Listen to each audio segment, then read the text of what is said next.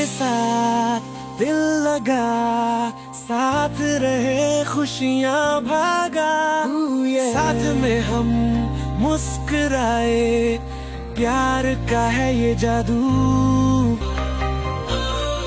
नमस्कार, आप देख रहे हैं यूथ मीडिया टीवी। मैं हूं आपके साथ रागिब। कहते हैं कि बुलंदियों पर पहुंचना बड़ी बात नहीं है, लेकिन बड़ी बात है बुलंदी पर ठहरना। आज हम जिस कपल की आपको कहानी दिखाएंगे, ये देखकर आप खुद सोचेंगे कि आखिर हम जो है ज़िंदगी में क्या क्या कर सकते हैं और कितना अच्छा कर सकते हैं, अपनी ज़िंदगी को कितना बेहतर कर सकते हैं। हमारे साथ जो कपल है, विनोद और हिमांशी। विनोद के बारे में मैं आपको बता दूं कि ये वेट लिफ्टिंग चैंपियन रह चुके हैं। गिनीज बुक में इनका वर्ल्ड रिकॉर्ड बना हुआ है। और जो है डच बड़िए हो या फिर इंडिया गॉट टैलेंट हो, इन सब में इन्होंने काफ़ी अच्छा प्रदर्शन किया है। और कमाल की बात यह है कि मैं कमाल की बात ही इसलिए कहूँगा क्योंकि इनके पास पैर नहीं है, लेकिन फिर भी ये किसी जिनके पास पैर है उससे कम नहीं है, अपनी ज़िंदगी उस तरीके से जीते हैं। बहुत स्वागत है आपका हमारे चैनल में। Thank you thank you thank you. सबसे पहले अपने बारे में थोड़ा बताइए कि आपने लाइफ में क्या क्या अचीव किया अभी तक, और जो लोग आपसे प्रेरणा लेना चाहेंगे उनको आप क्या बोलेंगे? देखो, मेरा नाम विनोद ठाकुर है और इसके अलावा मैं एक प्रोफेशनल डांसर हूँ, एक एथलीट हूँ और 2010 में मैंने इंडियाज़ गॉट टैलेंट सीज़न 2 में पार्टिसिपेट किया था, जिसका मैं फाइनलिस्ट रह चुका हूँ। इसके अलावा स्टार प्लस पे नच बलिए सीज़न 6 आता था, उसका मैं रनर अप रह चुका हूँ और 2 बार का नेशनल चैम्पियन हूँ। 2022-2023 का पैरा पावर लिफ्टिंग में, पैरालंपिक में अपने इंडिया को रिप्रेजेंट करता हूँ। दुबई वर्ल्ड कप में मैंने रिप्रेजेंट किया था, जिसमें मैं टॉप 4 रहा था। और कंडीशन अपनी ये बता रहा हूँ कि देखो, लोगों को लगता है कि मेरे पैर नहीं है, लेकिन मेरा जन्म ही ऐसे हुआ है। तो पैरों का सुख मैंने कभी देखा नहीं है कि पैरों पे चल के कैसा लगता है, तो उसका दुख मनाने का कोई फायदा नहीं है। और कभी फील भी नहीं किया मैंने कि मेरे को कोई पैर नहीं है या कुछ ऐसी प्रॉब्लम है, क्योंकि भाई मैं तो जिया ही ऐसे हूँ। ये कहीं ना कहीं सामने वाले लोगों की धारणा है कि विनोद के अंदर कोई कमी है या डिसेबिलिटी है या दिव्यांग है, कुछ भी।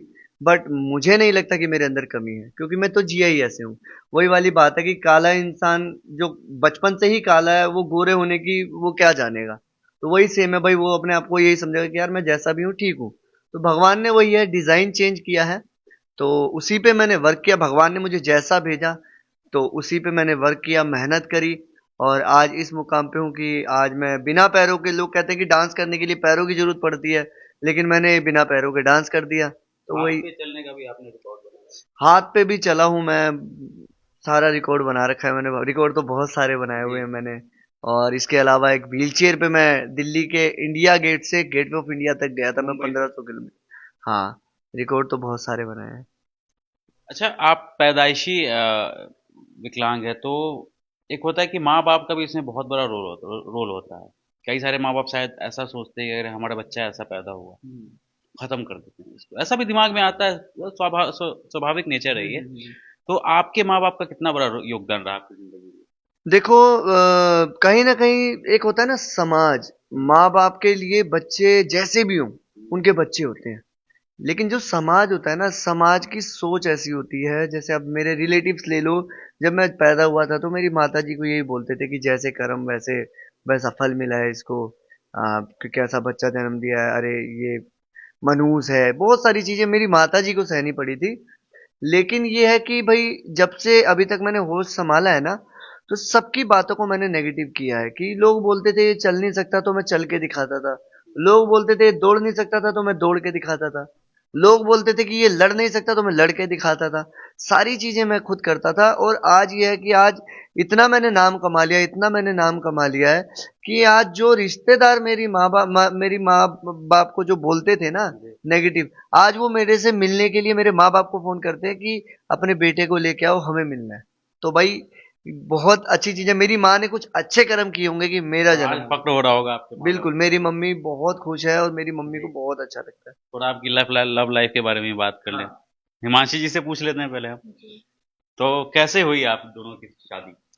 हम दोनों की शादी एक्चुअली मैं आपको बताती हूँ जी। कि ना मुझे डांस सीखने का बड़ा शौक था। हम्म। तो विनोद जी का डांस स्टूडियो था, तो वहाँ पर मैं डांस सीखने के लिए आई।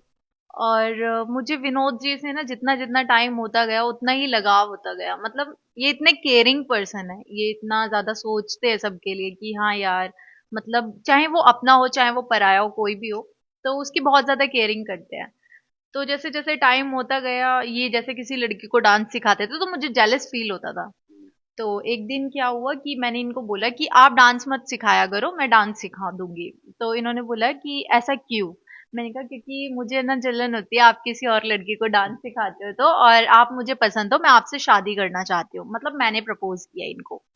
तो इस तरीके से फिर मैंने अपनी स्टडी कंप्लीट की। विनोद जी ने बोला कि ठीक है शादी कर लेना, लेकिन पहले अपनी स्टडी कंप्लीट करो, तो फिर देखते हैं। तो विनोद जी को लगा कि शायद ये है बच्चा दिमाग है या कुछ भी है, ऐसे ही निकल जाएगी, 1-2 साल होंगे। लेकिन फिर भी मैंने काफी ज्यादा वेट किया विनोद जी का, और मतलब मैंने स्टडी कंप्लीट करने के बाद फिर इनको बोला कि अब मेरी स्टडी कंप्लीट हो गई है, मेरे घर वाले मेरे लिए रिश्ता देख रहे हैं, तो आप मेरे से शादी करो। तो उन्होंने बोला कि हिमांशी देखो, प्यार करना ठीक है, लाइक करना ठीक है, लेकिन ये शादी इतना इजी टास्क नहीं है। मतलब आप लोगों को क्या बोलोगे, अपने मम्मी पापा को कैसे कन्विंस करोगे? तो मैंने कहा कि आप वो सब मुझ पर छोड़ दो, मैं देख लूंगी। तो क्या हुआ कि हम लोगों ने कोर्ट मैरिज की। कोर्ट मैरिज कर लिया? कोर्ट मैरिज पहले कर ली थी। फिर हम लोग कहीं बाहर घूमने के लिए गए, तो मैंने पापा को वहां से फोन किया। मैंने कहा पापा जी मैंने ना शादी कर ली है। तो पापा एकदम शॉक्ड हो गए, काफी ज्यादा चुप हो गए। तो कहते अच्छा किससे की शादी? मैंने कहा मैंने तो विनोद सर से शादी कर ली वो है। जानते थे आपको, पहले से जानते थे? जानते मेरे को पहले से थे, लेकिन ऐसा ऑब्जर्व नहीं किया था उन्होंने कुछ। और मेरे भी मन में ऐसा कुछ भी नहीं था कि यार मैं हिमांशी से शादी करूंगा। लेकिन हिमांशी ने मैंने कहा मेरे एफर्ट्स ज्यादा नहीं है, हिमांशी के एफर्ट बहुत ज्यादा थे मेरे से शादी करने फिर क्या होगा? तो फिर पापा ने बोला अच्छा, तो कहते अभी आप क्या चाहते हो? मैंने कहा मेरा भी एक सपना है कि जैसे सबकी शादियां होती है ना, आप भी धूमधाम से मेरी शादी विनोद जी के साथ कर दो। तो पापा ने बोला बेटा पॉसिबल नहीं है। एक्चुअली उसका रीजन ये था कि थोड़ा सा विनोद जी के पैरों को लेकर था, और हमारी इंटरकास्ट मैरिज है, वो भी था। और फिर लोग ये बोलते कि यार मतलब ये क्या हो गया, तो इस वजह से फिर क्या हुआ, मैं विनोद जी के घर आ गई। और घर आने के बाद फिर हम लोगों ने काफी ज्यादा मेहनत करी, सोशल मीडिया पे वीडियोस बनाना स्टार्ट किया। तो वहां से फिर हमारा 14 मार्च को रिसेप्शन हुआ है लास्ट ईयर। अभी हमें 1 साल हो गया है। तो फिर हमने बहुत ज्यादा मेहनत करी, 8 महीने बाद मेरे मम्मी पापा मान गए, और आज हमारी फैमिली एक साथ रहती है। मुश्किल हुई मनाने में?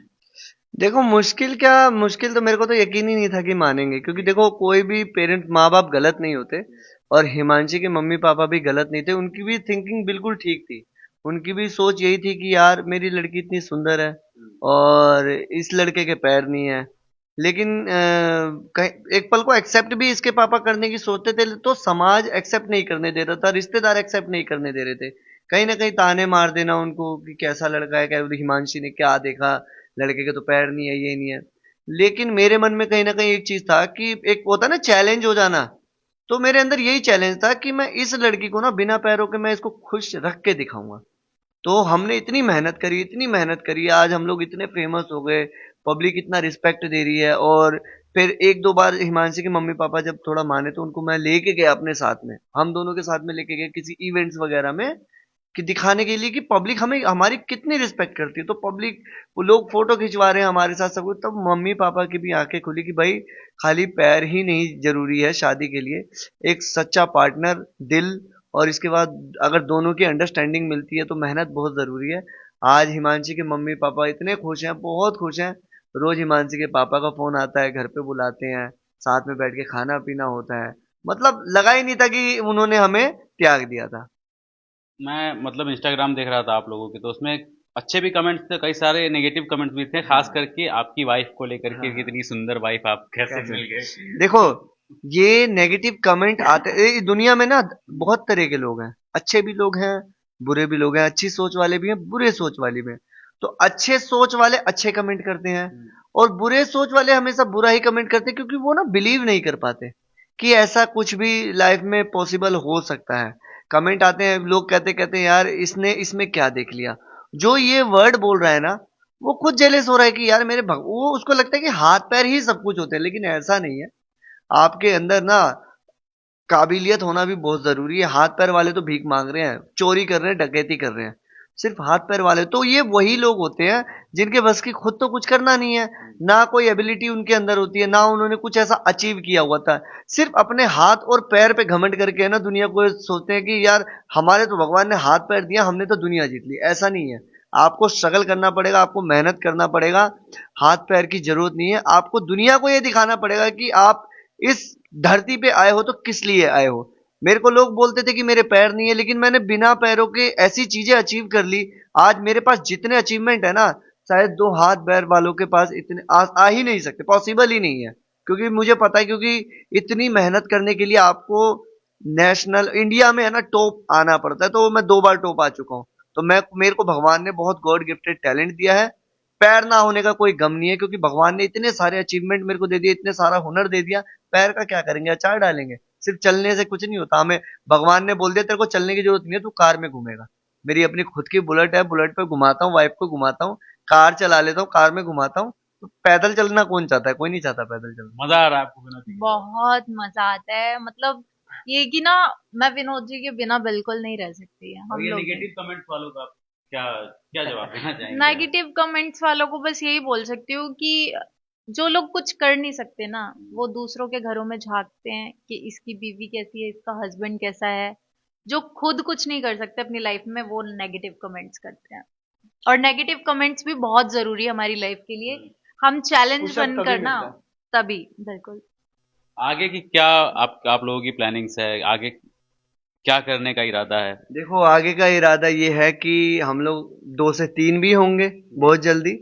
लेकिन उससे पहले मैं चाह रहा हूँ कि अभी है ना हमें बिहार में बहुत प्यार मिल रहा है, बिहार की पब्लिक बहुत और आप प्यार दे बिहार रही है। से ही हैं। और मैं हूँ भी तारा बरियारपुर बेगूसराय का हूँ, बिहार का हूँ। पूरा बता देता हूँ गाँव, क्योंकि भाई मेरा गाँव का नाम भी होना चाहिए। तो लोग इतना प्यार दे रहे हैं, अभी हम वहाँ पे बहुत बड़े स्टार हैं। तो मैं चाह रहा हूँ कि क्यों ना हमारी स्टोरी पे एक गाना निकाला जाए भोजपुरी, और बिहार के लोगों को ये डेडिकेट किया जाए ये गाना। तो वो भी करेंगे। और इसके अलावा हिमांशी एल्बम सॉन्ग्स वगैरह कर रही है, उसमें लीड कैरेक्टर है। बहुत अच्छा हिमांशी का अभिनय है इस चीज में। आप लोगों को मैं भेजूंगा 2-4 ऐसे गाने, आप लोग सर्च कर सकते हो हिमांशी के नाम से, हिमांशी ठाकुर के नाम से, विनोद हिमांशी आप सर्च कर लेना, हमारे गाने मिल जाएंगे। बहुत ही लोगों ने पसंद किया है। और इसके अलावा भाई सोशल मीडिया पे हम लोग वीडियोस बनाते हैं, यूट्यूब पे Vinod and Himanshi vlog, Facebook पे विनोद ठाकुर के नाम से। मतलब सोशल मीडिया हम पूरे अच्छे से यूज कर रहे हैं। आने वाला टाइम यही है कि भाई अभी मैं गेम में भी हूँ। सबसे मेरा जो मेन फोकस है कि अपने देश के लिए मेडल लाना ओलंपिक्स में। तो आने वाले 2028 में अपने इंडिया के लिए मेडल लाएंगे। मैं बता दूं विनोद जी के बारे में कि जिनके दोनों पैर सलामत है ना, वो भी इनके तरह वर्कआउट कर नहीं कर पाएंगे। जो जिस तरीके से ये इनका वर्कआउट मैंने खुद देखा है कि जिस तरीके से खास तौर पे आपका पुलअप्स, तो मतलब काफी ज्यादा वायरल है। पुलअप्स मेरा ये वर्ल्ड रिकॉर्ड है। जी। और पुलअप्स हो गया, इसके अलावा प्लांच पुशअप हो गया, हवा में शरीर बॉडी हवा में रहती है। तो वर्ल्ड रिकॉर्ड मैंने बनाए हुए हैं। और कोई उसको जल्दी कर नहीं सकता, क्योंकि बहुत स्टेमिना चाहिए। जी। तो मेरे को मतलब कहीं ना कहीं वर्कआउट बहुत पसंद आता है मेरे को। बाकी तो एथलीट है ही। जो लोग या तो किसी हादसे में अपने पैर हाथ गवा देते हैं, या फिर जो बाई बर्थ आपकी तरह मान लीजिए होते हैं, तो ज्यादातर हमने देखा है कि वो आपकी तरह बहुत कुछ लाइफ में अचीव नहीं कर पाते। या तो आप समझ रहे हैं मैं क्या कहना चाह रहा हूँ, या तो वो किसी सिग्नल पे नजर आते हैं, या फिर है ना। तो उनके लिए आप क्या कहना चाहेंगे, और उनके लिए आप क्या बनना चाहते हैं? देखो उनके लिए जो वो ऐसा करते हैं ना, उनके लिए समाज बहुत जिम्मेदार है। एक आम नागरिक बहुत बड़ा जिम्मेदार है उनके लिए। क्योंकि है ना उनके साथ अगर हादसा हो जाता है ना, तो मतलब वो उठना भी चाहे ना तो पब्लिक उसको उठने ही नहीं देती। लोग उसको ये बोल देते हैं तेरी जिंदगी खराब है, अब तू कुछ कर नहीं सकता। या उसको एक नाम दे दिया जाता है विकलांग या हैंडीकैप। ठीक है, तो वो ना इतना टूट जाता है, उसकी मानसिक स्थिति भी ये हो जाती है कि यार भगवान ने मेरे से कुछ चीज छीन लिया, या मेरा कुछ चीज चला गया। और जिसके जो बाय बर्थ भी होते हैं, तो भी उनके अंदर क्योंकि शुरू से ही नेगेटिव जा रहा होता है, अरे इसके अंदर तो कुछ कमी है, डिसेबिलिटी है, अरे ये कुछ कर नहीं सकता, बेचारा वर्ड, बहुत सारी चीज। तो कहीं ना कहीं अब उसकी मानसिक स्थिति यही हो जाती है कि यार मैं रियल में भगवान ने मेरे अंदर कोई कमी दी है। मेरा मानना ऐसा नहीं है, मेरे अंदर हमेशा चैलेंज रहा है, विल पावर रही है कि ठीक है यार पैर क्या चीज होती है भाई। अगर हाथ पैर की जरूरत होती तो स्टीफन हॉकिंग जो है वो साइंटिस्ट थोड़ी होते इतने बड़े, दिमाग से उन्होंने पूरी दुनिया हिला के रखी हुई थी। मेरी थिंकिंग यही है कि हाथ पैर कुछ नहीं होता। आप कोशिश करो, भगवान ने आपका डिजाइन चेंज कर दिया। और एक्सीडेंटल केस में भी बता रहा हूँ, हाथ पैर कट जाने का मतलब ये नहीं है कि आपका दिमाग खराब हो गया। लोग आएंगे आपको डिमोटिवेट करने के लिए कि अब तो बहुत बुरा हुआ, ये हुआ, वो हुआ। ये ध्यान रख लेना, बुरा कुछ भी नहीं होता आपकी लाइफ में। आज हमारी गवर्नमेंट ने इतनी सारी चीजें निकाली हुई है ना, कि किसी के आंख नहीं है उनके लिए गेम है, किसी का हाथ नहीं है उनके लिए गेम है। बहुत सारे ऐसे प्लेटफॉर्म है, बस ढूंढने की होती है। आम जनता ना उनको सही राइट रास्ता ही नहीं दिखा पाती, जिससे वो गलत रास्ते पे चले जाते हैं। तो वही चीज है, मैं कहूंगा कि भाई आपके साथ कोई भी हादसा हो जाए, आप बैठ के ना अकेले में सोचो कि यार हमारे साथ ये हो गया है, लेकिन इस चीज को ठीक करने के लिए हमें क्या करना चाहिए। और जो आपको कमेंट मारे, नेगेटिव बोले या बेचारा बोले, उससे दूर रहो। आप लोगों से पूछो कि यार इस बॉडी के जरिए मैं एक्स्ट्रा क्या कर सकता हूँ, तो लोग आपको वो चीज देंगे, तो उन्हें बहुत हिम्मत मिलेगी। आपके हिसाब से क्या है कि पैर होना जरूरी है, इंसान का अच्छा होना और मेहनती होना, जैसे कि विनोद जी है जिनका विल पावर पहले से स्ट्रॉन्ग। जी, मैं बिल्कुल ये चीज़ बताना चाहूँगी कि पैर हाथ होना ज़रूरी नहीं है। माइंड, विल पावर, इंसान के अंदर एक मोटिवेशन होना ज़रूरी है। क्या होता है ना कि जैसे कुछ लोगों के साथ अभी मैंने देखा है, बहुत सारी गर्ल्स हैं जिनके हस्बैंड एकदम सही सलामत होते हैं और फिर किसी एक्सीडेंट में उनके पैर चले जाते हैं या हाथ चले जाते हैं, वो लड़कियां भी उनका साथ निभाती है। तो मेरे हिसाब से तो पैर हाथ होना इतना ज़रूरी नहीं है।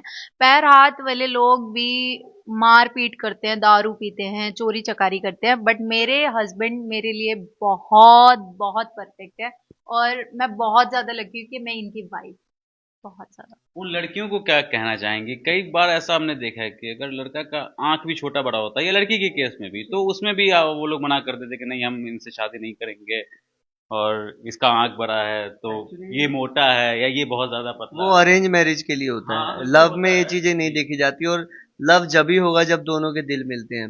अरेंज में तो एक तो ये हो जाता है कि ठीक है भाई, हमारे माँ बाप ने रिश्ता तय कर दिया है। अब आप ये सोचो ना, फील करो ना कि अचानक से किसी अनजान लड़का या लड़की के साथ उसको जीवन साथी आप कैसे बना लोगे, जिसके बारे में आप कुछ जानते ही नहीं है कि वो कैसे दिमाग का है या उसकी उसकी सोच कैसी है।